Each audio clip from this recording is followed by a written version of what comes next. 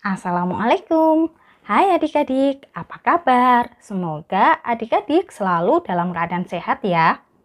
Pada kesempatan kali ini, kakak akan mengajak adik-adik untuk belajar mengenai klasifikasi materi. Seperti apa itu? Yuk ikutin terus penjelasan dari kakak. Oh ya, kakak ucapkan terima kasih kepada adik-adik atau kepada rekan-rekan semuanya yang telah mendukung saya dengan cara mensubscribe. Dan bagi yang baru bergabung dengan channel ini, boleh nih untuk klik subscribe, like, dan share ke semuanya agar yang lain juga mendapatkan manfaat dari video ini. Materi adalah segala sesuatu yang menempati ruang dan memiliki massa.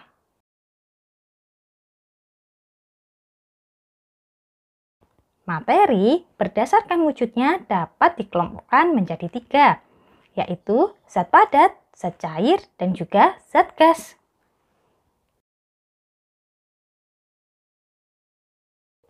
Jika kita dapat melihat dan memegang sebuah benda, itu artinya benda tersebut menempati sebuah ruang. Akan tetapi, tidak semua materi dapat kita sentuh dan dapat kita lihat. Contohnya adalah udara. Bagaimana kita dapat membuktikan bahwa udara tersebut menempati sebuah ruangan? Coba adik-adik perhatikan, kakak mempunyai sebuah balon. Kemudian akan coba kakak tiup ya. Balon yang membesar ini merupakan contoh dari udara menempati sebuah ruangan, yaitu ruangan di dalam balon. Oh ya, kira-kira udara ini termasuk dalam kelompok materi zat apa? Apakah zat cair, zat gas, atau zat padat? Hebat! Udara termasuk dari zat gas. Adakah contoh lain dari zat gas? Apakah adik-adik dapat menyebutkannya? Sip! Asap dan juga uap air merupakan contoh dari wujud zat gas. Oh ya, ngomong-ngomong tentang asap, ada asap yang berbahaya bagi kesehatan tubuh kita, yaitu asap rokok. Jadi, kakak berharap adik-adik tidak merokok ya. Karena asap rokok ini selain membahayakan bagi diri sendiri, juga membahayakan bagi orang-orang di sekitarnya. Nah, adakah adik-adik yang dapat membantu kakak untuk menyebutkan contoh wujud zat cair? Adik-adik semua hebat. Contohnya adalah air, minyak, sirup merupakan contoh dari wujud zat cair.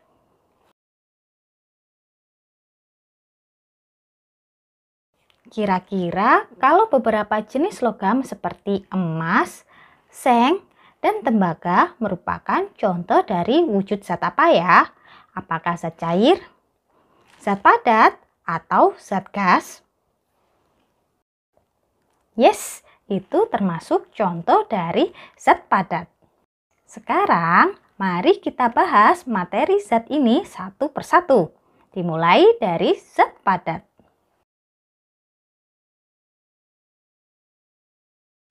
Zat padat ini mempunyai bentuk dan volume yang tetap.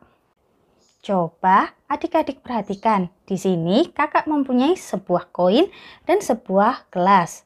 Lalu kakak akan meletakkan koin ini di atas gelas.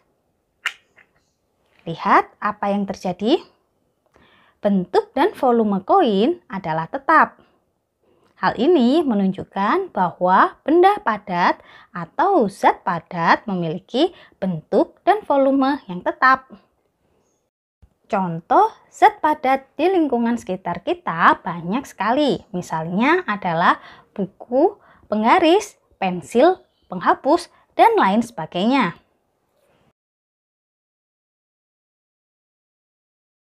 Ciri lain dari zat padat ini adalah zat padat memiliki ikatan antar partikel yang sangat kuat. Oleh sebab itu, ketika kakak ingin merusak koin ini, sangat susah sekali. Partikel penyusun zat padat sangat berdekatan. Hal ini menyebabkan gerak antar partikel sangat terbatas. Selain itu, massa jenis dari zat padat atau rho dari zat padat sangatlah besar.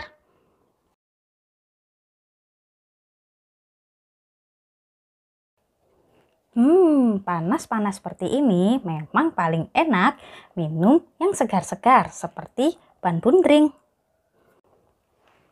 Ban bundring ini merupakan salah satu contoh dari wujud zat cair. Eits, tapi coba lihat, di dalamnya terdapat es batu. Nah, kira-kira es batu yang terdapat dalam minuman ini adalah contoh dari wujud zat apa? Yap, benar sekali, es tersebut merupakan contoh dari wujud zat padat. Akan tetapi, jika es tersebut lama-kelamaan dibiarkan, maka akan mencair.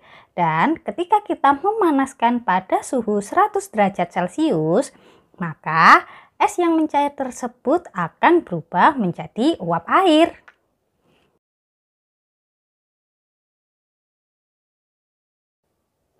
Ciri-ciri zat cair adalah zat cair memiliki volume yang tetap dan bentuk yang berubah. Misalnya saja ketika kakak mempunyai sebuah botol dan air di dalam sebuah termos. Lalu kakak akan menuangkan air yang ada di dalam termos ke dalam botol yang kosong. Coba perhatikan apa yang terjadi.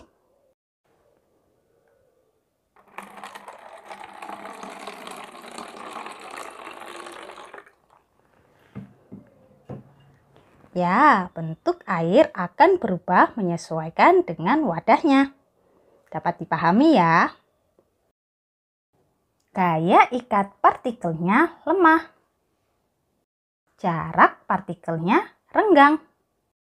Gerakan partikel zat cair bebas.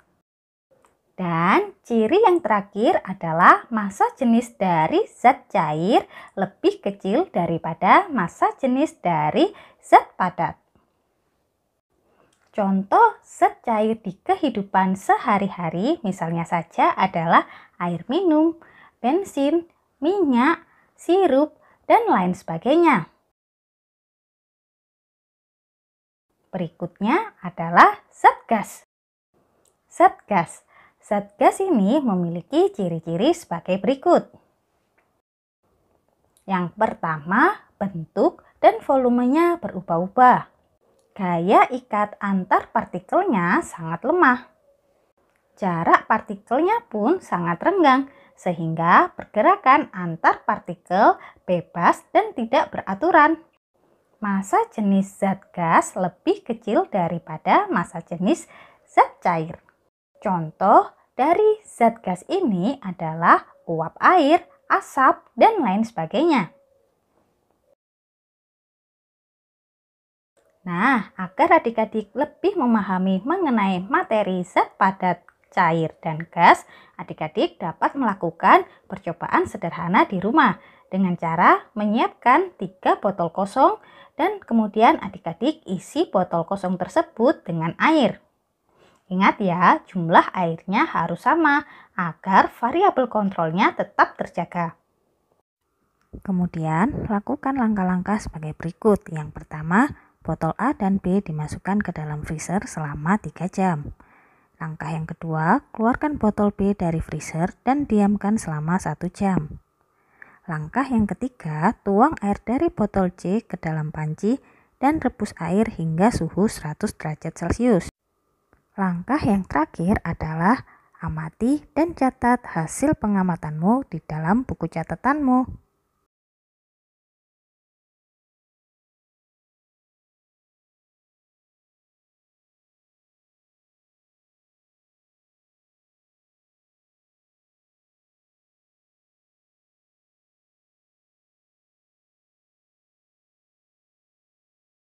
Nah, itu tadi penjelasan singkat kakak mengenai klasifikasi materi. Semoga video ini bermanfaat bagi adik-adik semua. Tetap semangat belajar dan sampai jumpa di video berikutnya.